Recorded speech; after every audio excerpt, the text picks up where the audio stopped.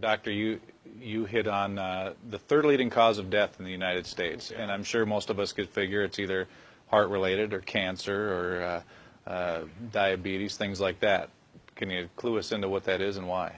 Yeah, okay, and thank you for asking that, because this is the 10,000-pound gorilla in the room that nobody's talking about. The third leading cause of death, as published in the Journal of the American Medical Association, is MD-directed treatments. This means you go to a medical doctor, an MD. He gives you a treatment and you die from it. According to the United States Department of Health and Human Services, 15,000 Medicare patients a month are killed by MD treatment, and nobody goes to jail. A handful of terrorists fly 2 planes into the Twin Towers. 3,500 people die, and we go to war. But 15,000 people a month are killed by medical doctor treatments, and we don't bat an eyelash. This is because we have been, I don't want to say brainwashed, that's not the correct term, but we have been, for the last 100 years, kind of led into this false belief. You know, I think it was Marcus Welby that started it, that the medical doctor is king and knows everything about everything. And really, you need to just shut up and follow your medical doctor's advice. Most people in the United States have no idea at all of the history of the evolution of medicine in the United States. In the early 1900s, it was a relatively level playing field between the chiropractors, the osteopaths, the homeopaths, and the MDs. In 1915, 1920, there was something called the Flexner Report. The Carnegie Corporation funded this man named Abraham Flexner. He went all around the country, and he went on stagecoach and train and horseback. This was before the interstate highway system, right?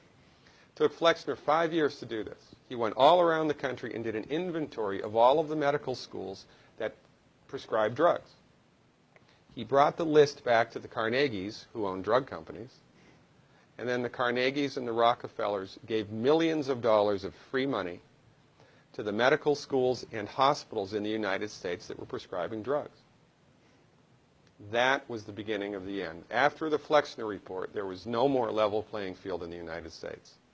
And the MDs started a juggernaut that's taken off. Most people in the United States think that the predominant medicine here, MD-directed pharmaceutical medicine, we think that those guys are top dog because their therapeutics are better than the homeopaths or the naturopaths or the chiropractors. It's not.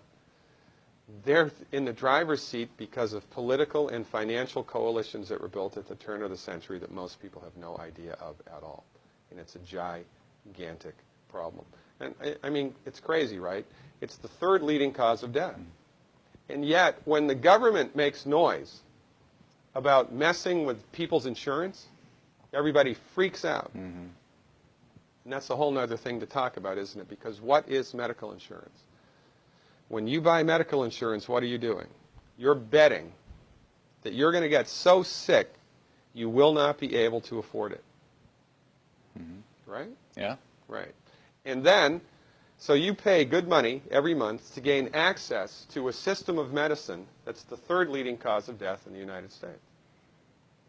We need our heads examined, quite frankly. That's why we give, Dr. Wallach and myself collectively, we give 400 free lectures a year. And we're building a grassroots network because people don't know this. I mean, people, I come to my lectures and they look at me and say, couch potatoes live longer? Medical doctors, the third leading cause of death? You know, what's going on here? We're like the people, you know, in Galileo's time saying, hey, everybody, you know, it's the sun that's at the center of the solar system, not the Earth.